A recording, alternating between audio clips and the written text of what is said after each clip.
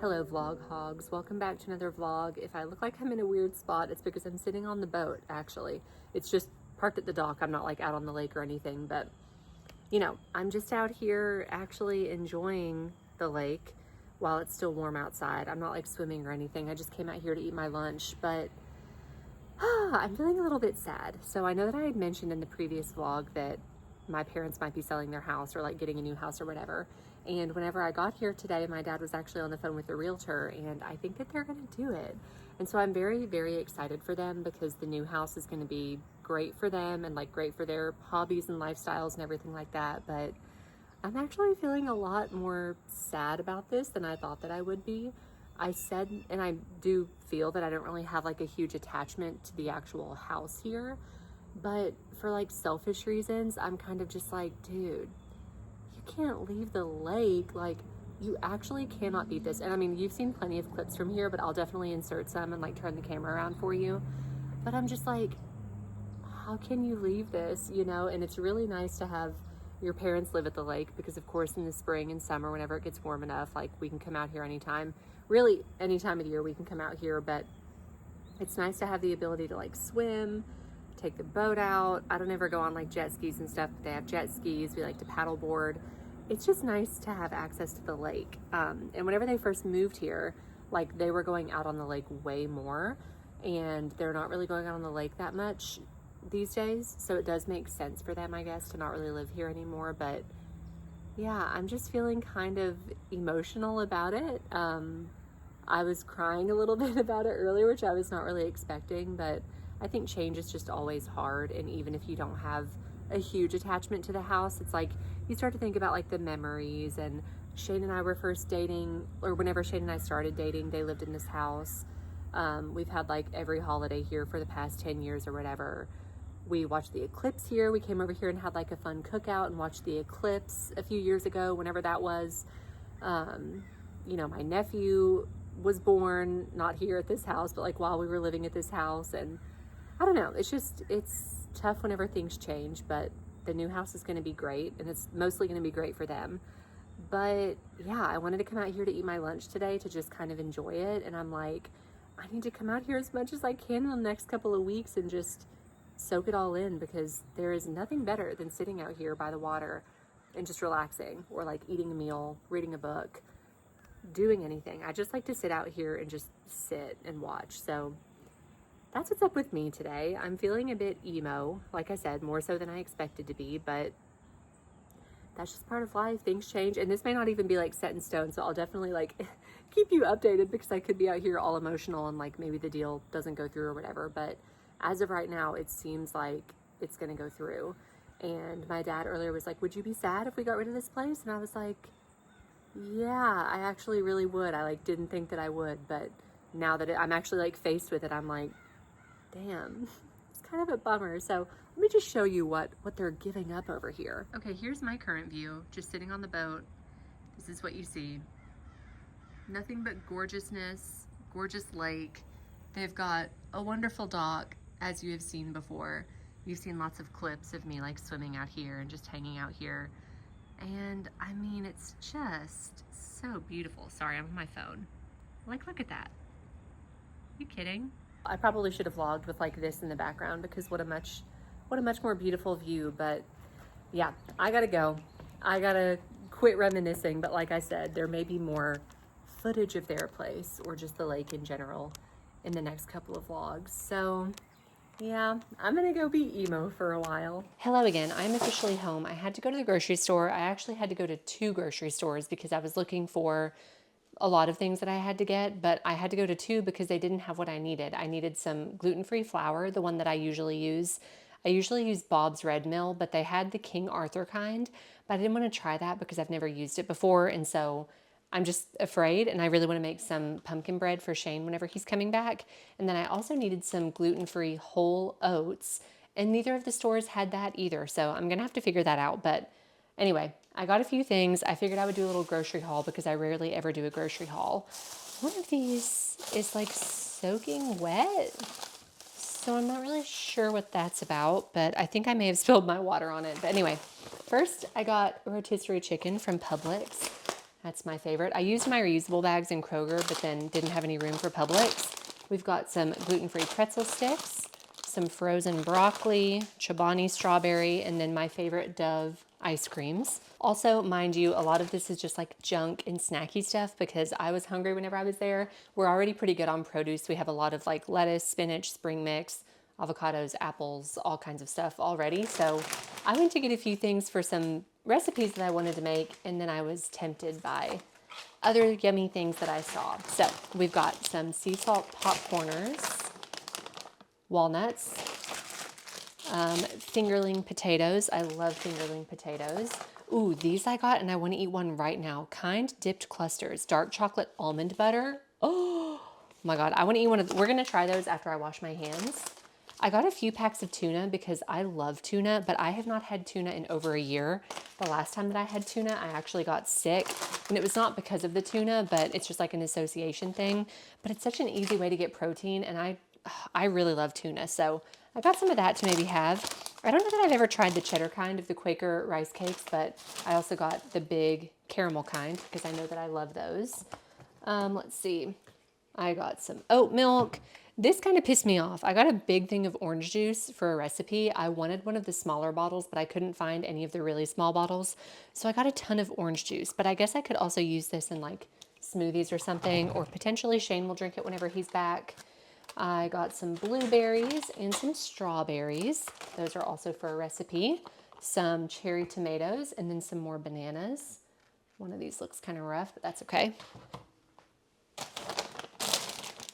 Smart Food white cheddar popcorn, delish, some yellow corn tortilla chips.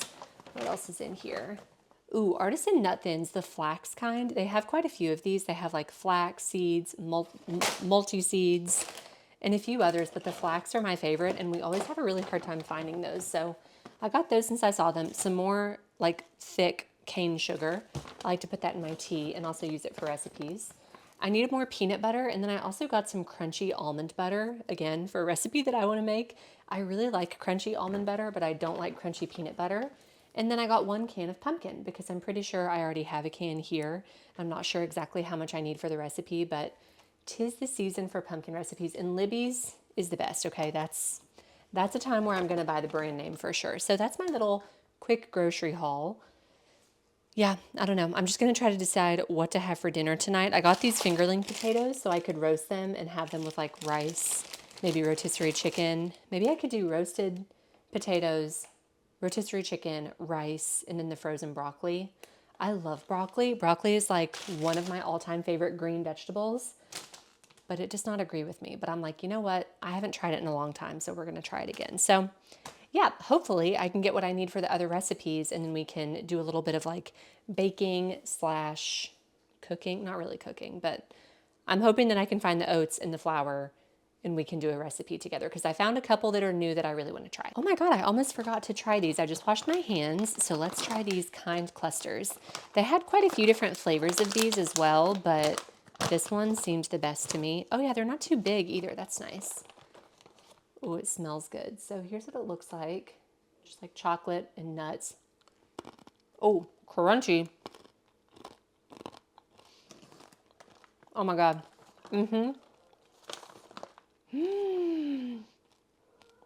That's really good. Why is that so good? Maybe it's the almond butter? Holy crap. Oh, I'm gonna have to control myself for those. Good morning, everyone. We're back in the kitchen. I just did my Pilates and I did put my robe back on because I'm just in the mood to be cozy this morning. And I'm going to be making a recipe for baked oatmeal.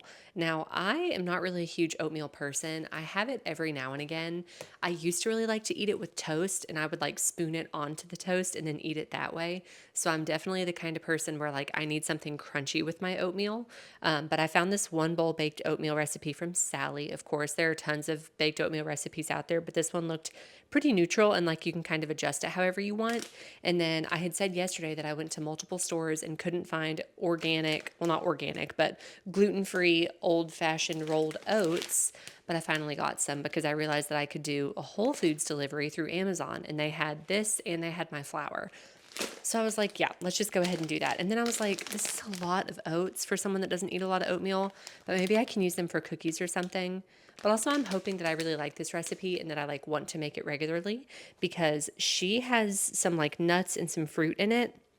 But she also has a recipe for one that's like a banana baked oatmeal.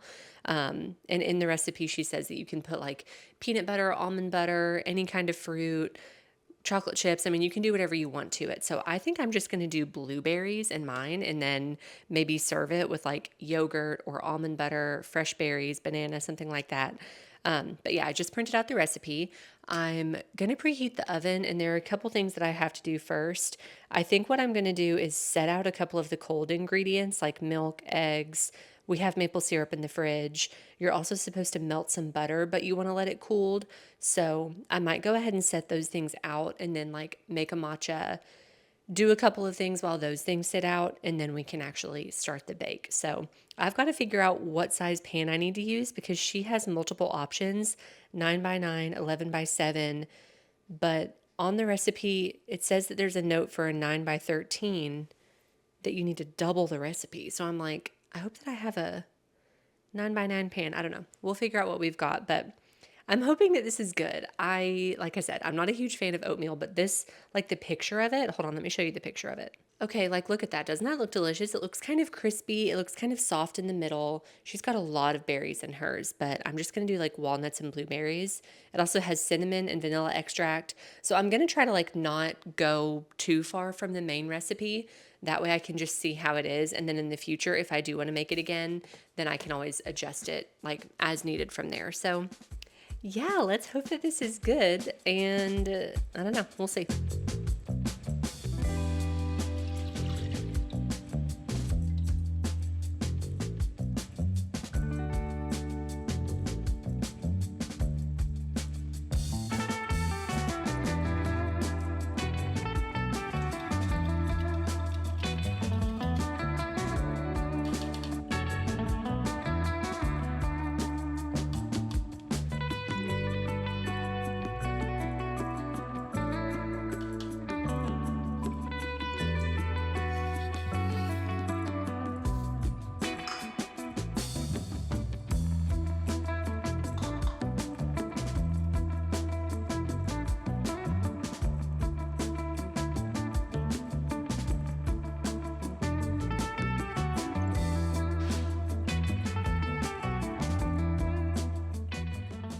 Okay, I'm like a little scared. I'm like, is it cooked through? Surely it is. It cooked for like 40 minutes.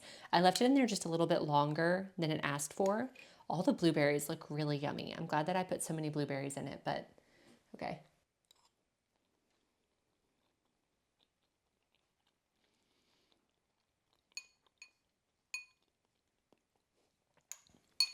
Okay, yeah. I mean, it's not like the best thing I've ever had, but it tastes like oatmeal. It tastes like exactly what it is, really. Okay, scratch that. I just cleaned my bowl. It's actually so good. At first I was just like, I'm not really sure, but it's really, really good. I think the only thing that made me a little bit like iffy about it is that it's lacking a bit of sweetness just for my personal taste, but I like things to be very, very sweet.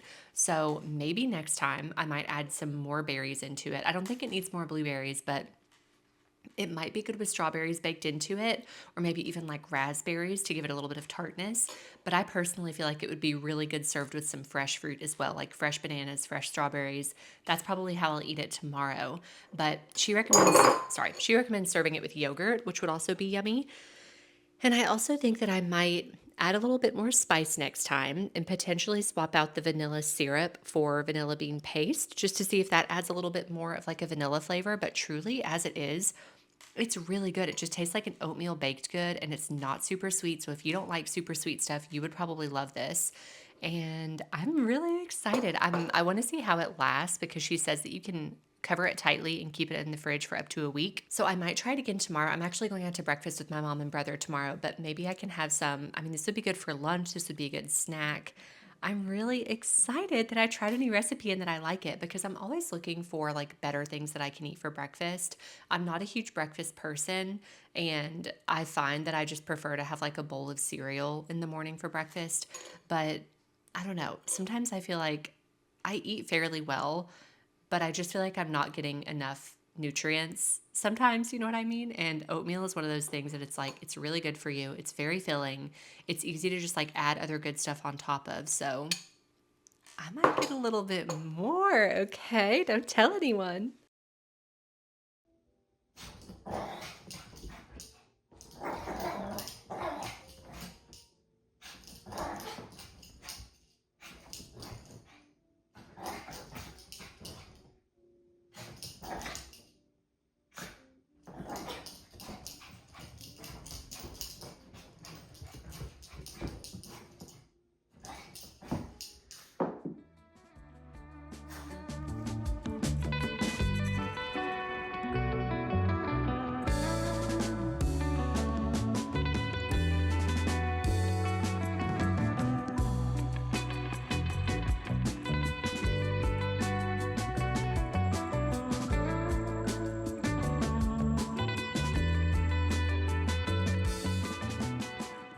I do not even know how many days it's been since I vlogged. It's honestly been a while, but I'm here now. I'm just on the couch for a little bit. I'm waiting until it's time to make some dinner. And I sat down to read my book. Okay, I'm still reading Private Rights by Julia Armfield. I'm going pretty slowly through it because I've been watching The Amazing Race. I'm kind of in like a TV sort of a time period. I feel like for the last couple of months, I've been watching a lot of TV and haven't really been super motivated to read, but I am really enjoying this book. And it's a really good day to read it because it's very rainy and gloomy outside. And this book takes place in a city, or I don't know if it's the whole world, but there's just like never ending rain that's happening. Like it's flooding the entire earth potentially. I'm not 100% sure, like I said, if it's just a city or if it's the entire earth, but let's see. I'm currently on page 88, so you can see how far I am into it. Yeah, I am really loving it so far. There's not a ton that's happening. It's mostly just about these three sisters and just like their relationship with each other and their dynamic with each other after their father dies. And actually, I wanted to read part of it to y'all. I don't know if that's like cheesy or not, but there was just part of it that I read on the first day that I was reading it, and I cannot stop thinking about it. And I don't know, it feels like I don't know. It was interesting to me. So I'm curious to know if y'all can relate to this or not. I'm not going to read the entire paragraph because it's kind of long, but just hear me out for a second, okay? Just talking about like their relationships with each other. Like I said, it's three sisters. It starts out and says, there are, Irene has always felt, few frustrations to match that of being read a certain way by family members. To be misunderstood is one thing, but the curious hostility of a sibling's approach lies less in what they miss than in the strange backdated nature of the things they choose to know. A person can be 30, 35, and yet still largely described by her sisters in terms of things that happen to be true at the age of 17. And then, like, towards the end of the paragraph, this is the part that I keep thinking about, says, the sensation then, not so much of being misunderstood as of being understood too well at one time and then never again. And I read that and I was just like, oh my God. I really cannot stop thinking about it because I don't know how y'all's family dynamics are, but I feel like this has to be true for everybody's family dynamic. You know, like obviously in your family, everybody kind of has a role that they play, and that's just the nature of family dynamics. And there are specific roles, like in psychology, that you can look up and figure out which one you identify with and stuff like that. It's a fun rabbit hole to go down. But it was just making me think about that, like the roles that we play in our family and how it is so easy, I think specifically for family, to like think about each other in a certain way and kind of have this like story about each other, and you're just like, oh, she's always so this, or he's always that, and oh, her, she's always blah blah blah, and just like this says, there can be one small event or like a series of events that happen whenever you're a teenager or even younger. And then it's just like that's kind of what identifies you for the rest of your entire life in your family. And I keep thinking about that and I'm like, man, that sucks.